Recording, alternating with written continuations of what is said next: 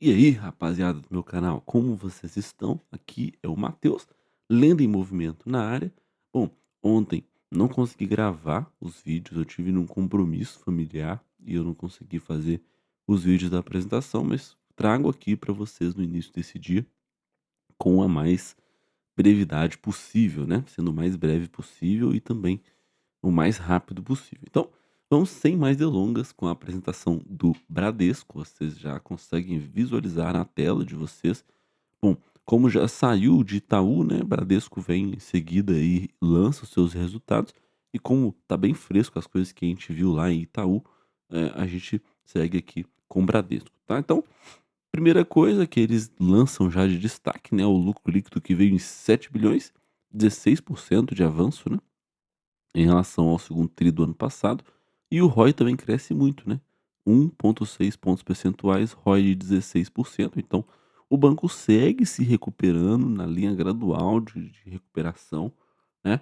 Então o lucro líquido recorrente evoluindo por 10 trimestres seguidos, a rentabilidade melhora com receitas crescendo 10% ano contra ano e despesas controladas, é verdade.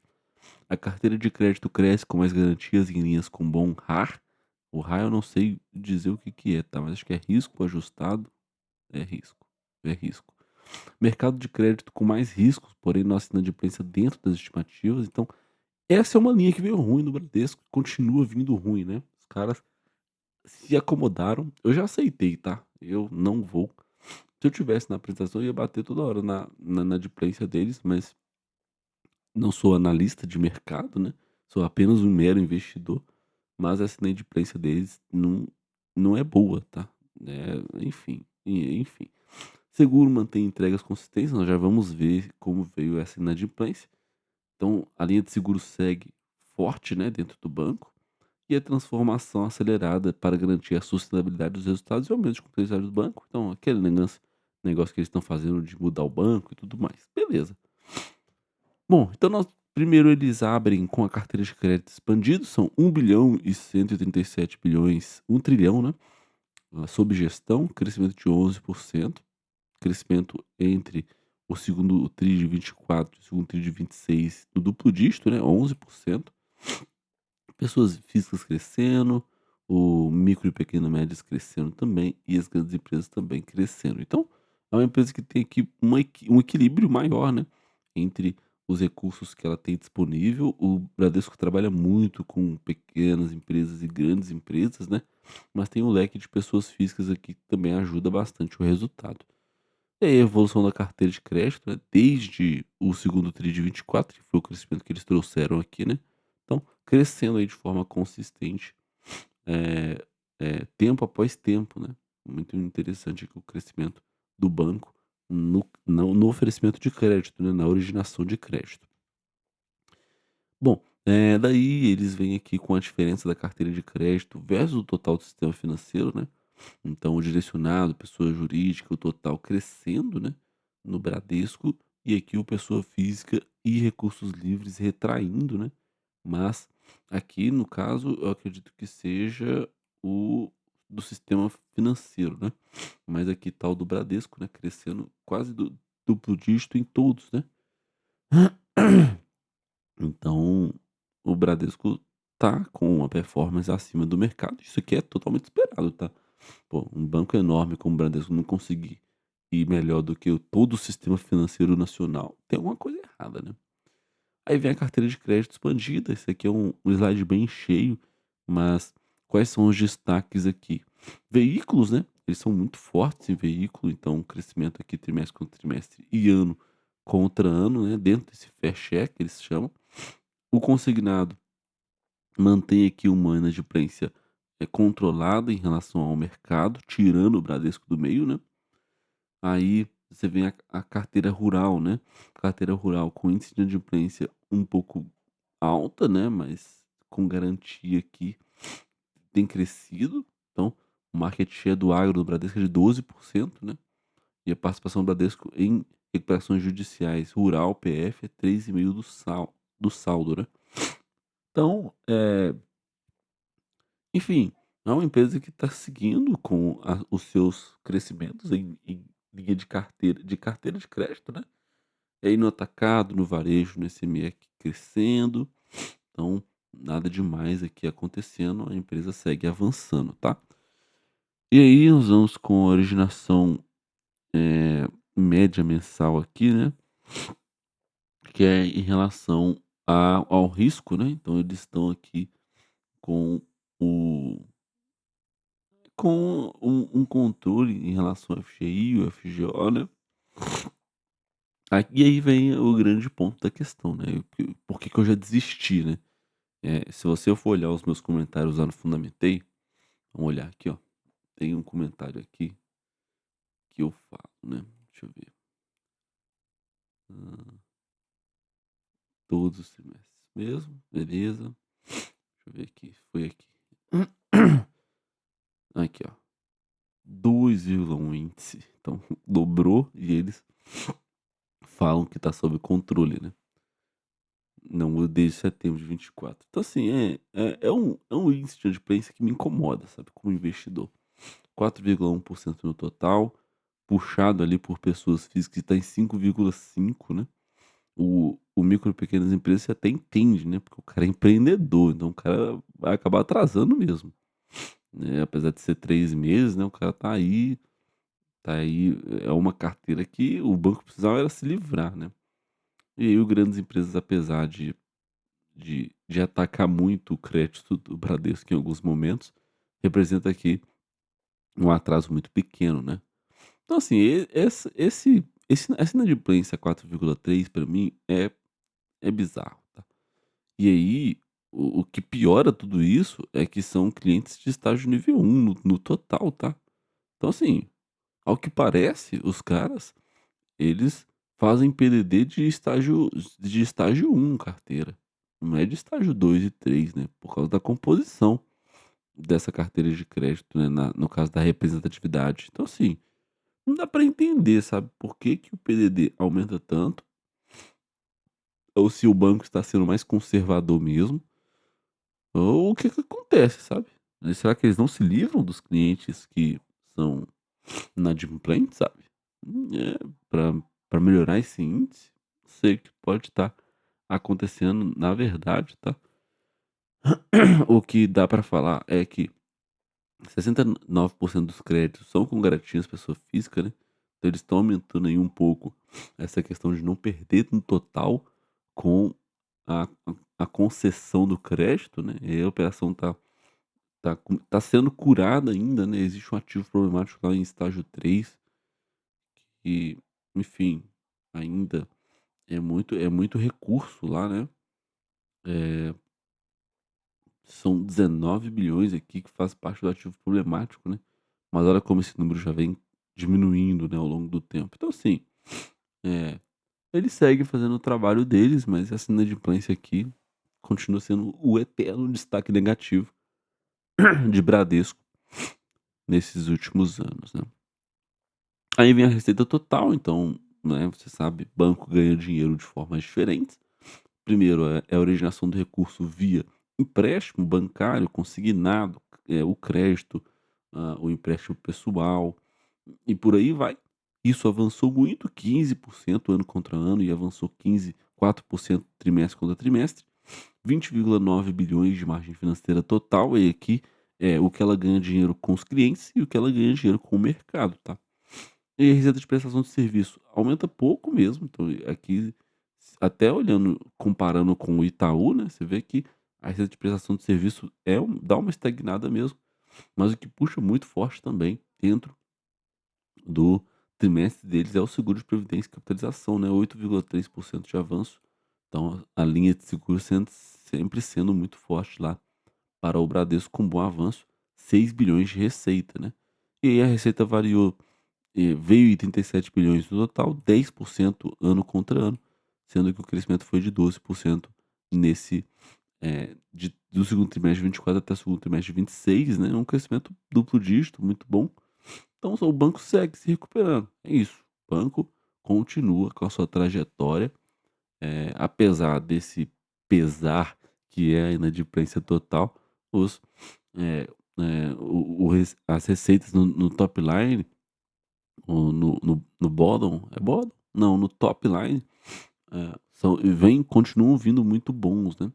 Aí a margem financeira que eles abrem, né, então a margem com clientes sobe, a margem com clientes líquida fica aqui em 10 bilhões,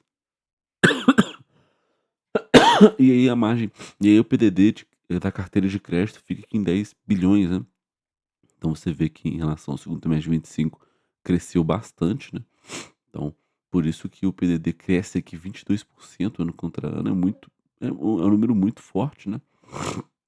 Mas o que interessa é que a margem líquida total aqui, pelo menos cresceu 10%, então mesmo que teve esse posicionamento muito forte, o resultado conseguiu crescer mesmo assim, tá. E a margem com o mercado deles cresceu 21%. Então assim, mesmo avançando muito com a PDD, o banco consegue avançar com o seu resultado. E lembrando, né, que PDD é um lançamento puramente contábil, tá? Não significa que esse dinheiro está perdido para sempre, mas que a empresa já se compromete e fala assim: "Não, esse dinheiro eu já perdi, né, se eu recuperar algo dele aqui vai ser um valor muito irrisório", né.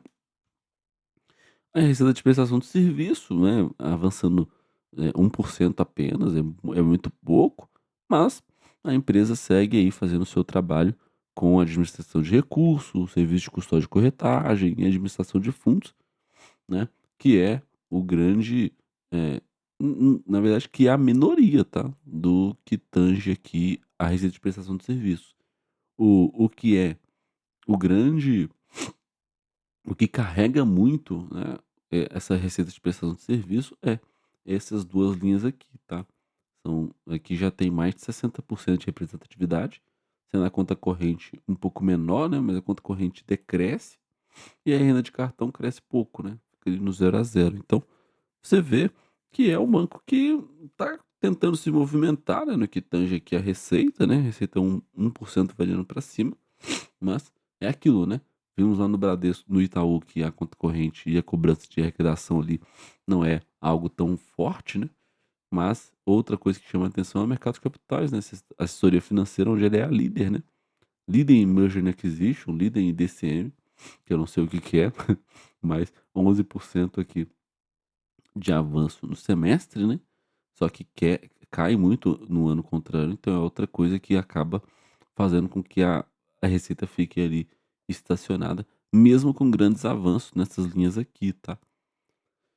Então, nada demais aqui nessa prestação de serviço, achei uma linha ok.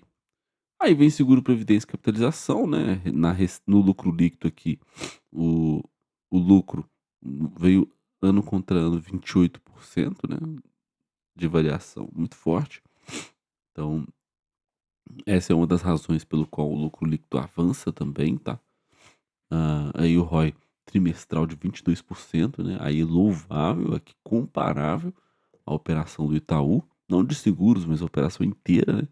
Então esse é o ROI, talvez a gente esteja esperando lá em Bradesco, né. E aí, a receita de prêmios aqui vem de 30 bilhões, né, 58 bilhões de receita de prêmio, né, então eles têm uma operação muito relevante lá, na lá lá em Bradesco, lá no seguro, né. E aí o resultado financeiro, como sempre, crescendo muito, né, apesar que em relação ao segundo tri veio muito forte, né, o resultado operacional veio com um avanço também, então a empresa está conseguindo fazer aí um certo avanço no ano contra ano, apesar de ter caído no trimestre, né, trimestre contra trimestre, mas acho que o primeiro trimestre sempre é mais forte para operação de seguros mesmo. Bom, e daí a gente segue para as despesas operacionais, então o banco segue muito conservador também, 3% apenas. Aí eles juntam, né, eles separam aqui o pessoal mais administrativo, 5% ano contra ano. Então CPLR seria 3, né, que é a remuneração extra para os seus funcionários, né, e aí o índice de eficiência segue caindo aqui, né, mas é um índice de eficiência que tem espaço para ainda muito mais melhoria, tá. Apesar de eles estarem aqui fazendo um grande trabalho de redução de agências, unidade de negócio, postos de atendimento, estão fazendo aí um enxugamento na máquina, né. Aí os Basileia dividendos, né, Basileia aqui no nível de 15 ainda é muito bom, o capital principal está em 13, né, e aí os dividendos sempre pagando muito é muito, né, já pagou 8 bilhões e deve caminhar para pagar um pouquinho mais que o ano passado. Aqui aquelas questões, né, que o banco tem feito, coisas com a Bia, que é um negócio de IA deles, eh, aí o segmento de clientes tem mudado dentro do banco, né, aí, enfim, coisa eles não deram muito detalhe do que eles estão fazendo dentro da empresa, mas a gente sabe que eles estão passando por alguma transformação, sendo que eles estão trabalhando com clientes um pouco mais de alta renda, né, saindo desse mercado varejista de crédito, assim, eles estão caminhando para dividir os clientes entre principal e prime, né, então eles estão tentando ganhar mercado nisso, e aí o Bradesco, né, tem evoluído muito nos clientes fully digital, né, que é o cara que não tem relacionamento com agência nenhuma praticamente, e ele é full digital, né, então a empresa consegue fazer aí um bom avanço nesse movimento de mudança dentro da companhia.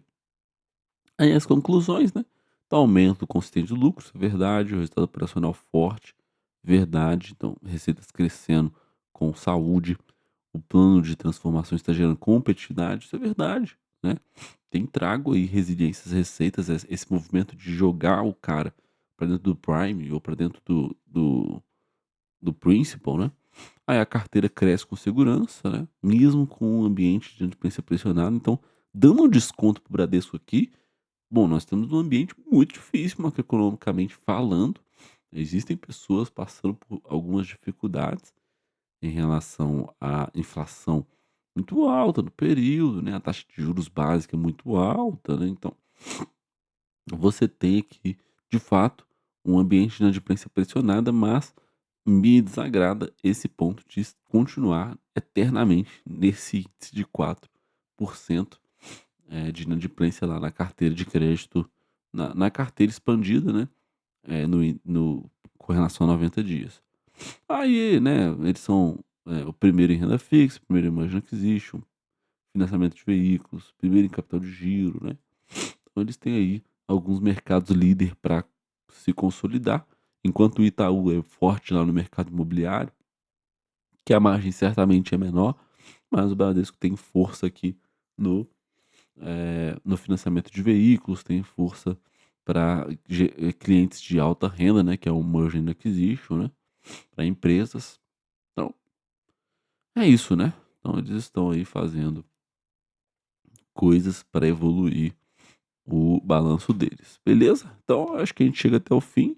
Eu vou passar aqui pelo press release rapidamente, muito rapidamente, quero o desenho, porque nós vamos aqui dar uma olhada, por exemplo, nos comentários, né? Deixa eu olhar aqui, ó. Tem um comentário que me chamou a atenção, né? Eles falam que os indicadores de inadimplência estão dentro das expectativas dele, por isso que eu já desisti, mas eu sempre vou escrever que isso é um destaque negativo. Então, os indicadores de inadimplência curta foram pressionados pela linha de capital de giro com garantia pela sazonalidade das operações do Banco John Deere, cujos vencimentos se concentram no segundo TRI de 26. Então, teve um maior atraso de micro pequenas empresas aqui, né? Enfim, eh, mas o que eu queria mesmo mostrar para vocês era como esse número tem avançado ao longo do tempo, né? Então a margem financeira aqui, avançando muito, em relação ao ano passado, né? E a margem com clientes, você vê que eles têm muita força na margem com clientes e a margem com o mercado também aumentou muito, né? 21%. Então, na verdade 21% em relação ao primeiro tri, né? No ano passado, nossa, nem tem crescimento registrado aqui, impressionante, né? Mas aí o PDD aumenta muito, né, então o PDD era 8 bilhões, agora passa a ser 9 bilhões, quase 10, né. E aí, é um número que avança 22%, né, tô aqui o meu mouse, ó, e a margem financeira líquida fica em 10%. Então assim, avançando. É interessante porque, né, acho é, a leitura aqui do trimestre é que houve um forte avanço do top line, tá. Se eles avançam pouco com esse top line e avança muito com a PDD, que é o cenário de inadimplência, né, pressionado, Esse resultado ia empinar a carroça, né. Hã, mas beleza, aí vem as receitas de operação de seguros, muita força, 8,3%. Receita de prestação de serviço, 1,7%. Então você vê como o banco é forte, né. Já teve aqui uma pancada contabilmente falando, que é a PDD, mas tem outras linhas de receita abaixo, né. Não é só a margem financeira aqui em cima, né. Então são várias linhas que compõem o resultado do banco e isso faz com que o banco seja um negócio muito rentável mesmo, né. A receita de prestação de serviço, eles quebram aqui, né, por pelos 2. Aí as despesas operacionais e despesas com o pessoal crescendo muito menos que a receita, isso aqui é o que a gente quer, porque aí o custo dilui, né. E aí o resultado de participação e tudo mais, e aí o lucro líquido culmina aqui em um número de, 7 bilhões, né, aumentando 16% trimestre contra trimestre, né, e o contábil mesmo, porque teve uns eventos não recorrentes no ano anterior, avançando 16% aqui, a mesma coisa, mesmo sem os efeitos não recorrentes. Então assim, eh, resultado forte do banco, não é um resultado ruim, mas é um resultado do qual você, né, eh, pô, você fica ali naquela com o índice de inadimplência, mas o ROI tá avançando, né, então tá re con tá continuando a sua busca por rentabilizar mais em cima do seu patrimônio, né, e o índice de eficiência, né, continua aqui um índice muito alto, tem espaço para melhoria, né. Enfim, acho que é isso que nós precisávamos de olhar no resultado de Bradesco, tá certo? Vamos olhar aqui para o que a IA fala? Margem financeira com bom crescimento, né, ok. Despesa com PDD, né, pessoa mais fala por ações vinculadas a programas emergentes de crédito rural, sim, olha pra você ver. Leve piora, aí. Hã,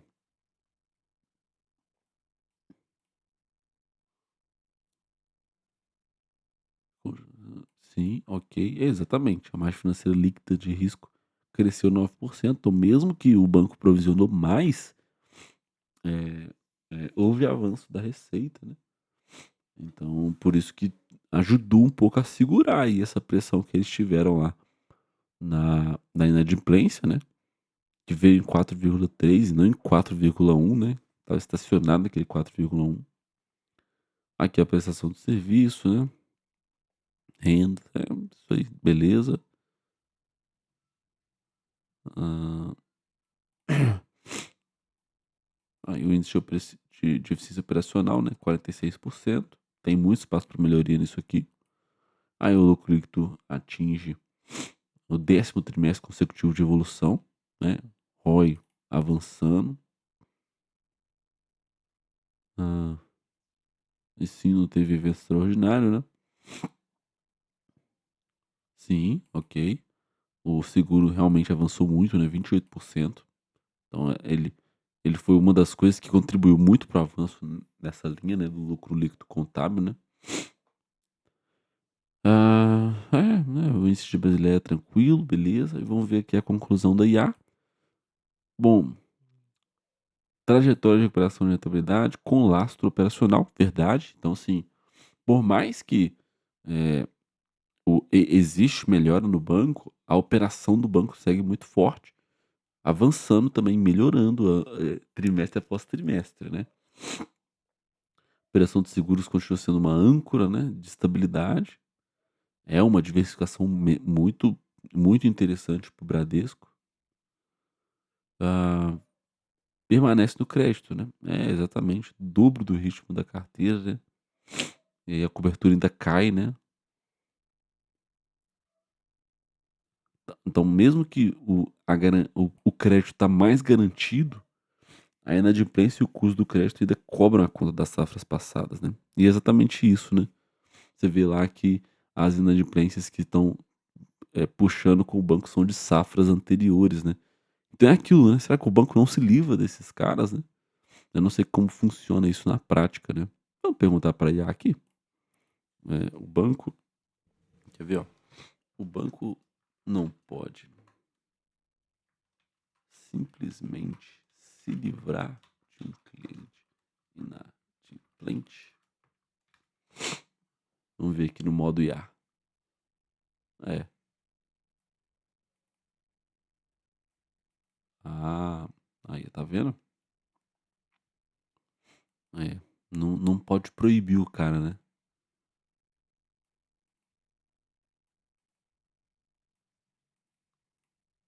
Não, é. Ah, enfim. Então não tem como, né? É exatamente isso. Então, às vezes o cara não é cliente mais, mas existe, ele ainda continua inadimplente, né? Então, o que eu acredito que pode estar acontecendo lá no Bradesco é que o cara já é inadimplente, ele não paga nunca mais a parada dele. É mais ou menos isso, nesse sentido, né? Mas as safras que estão vindo recentemente, mesmo que estão vindo com mais garantia, existe inadimplência vindo delas, né? É isso que é o preocupante aqui no resultado do Bradesco, mas, enfim, a margem líquida crescendo, né? Então, é, a originação atual gera valor econômico real após as perdas, né? E isso é o gatilho, né? Se destravar a PDD, aí o Bradesco volta a ser o que era de antes, né? Mas nunca não tá conseguindo destravar justamente essa linha, não? É, acompanhar o resultado bancário, exatamente isso. A IA não gosta muito do resultado, o Arthur também não gosta muito, e eu acho é isso, né? A empresa segue sendo nota 4 aqui, como eu já avaliei em algum dia da vida aqui, que eu não sei qual foi. Então a empresa tá lá eh, tá lá na posição 47 do ranking, né? Tá bem atrás. Bom, vamos olhar aqui na tabelinha? Deixa eu olhar aqui, eu não tenho visibilidade de quanto tempo já tá durando esse vídeo, eu imagino que não seja muito tempo.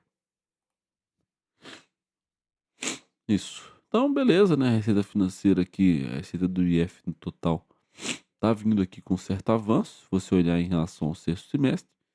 A provisão para perdas aqui, ela tá seguindo com esse avanço, né, infelizmente. E aí o líquido avança, né, margem líquida avançando, e aí PDD sobre lucro continua em níveis muito altos, né. Apesar de ter uma redução em relação ao lucro aqui, mas foi muito por causa do avanço lá nos seguros, tá? Se não fosse isso, seria um resultado muito complicado. E o dividend yield aqui de 7%, né? Ah, olhando para o anual, já está avançando bastante aqui nesse ano, já está lucrando mais que o ano anterior. Então o banco segue numa recuperação desde 2023 ali, né? Que foi quando aconteceu, 21, né? 21 ali que já teve um impacto. É, e aí, essa recuperação segue, tá? Segue, dividend yield de 7%, menor que o do Itaú, né? Achei isso interessante, porque o banco esse banco tem um custo menor na ação, né?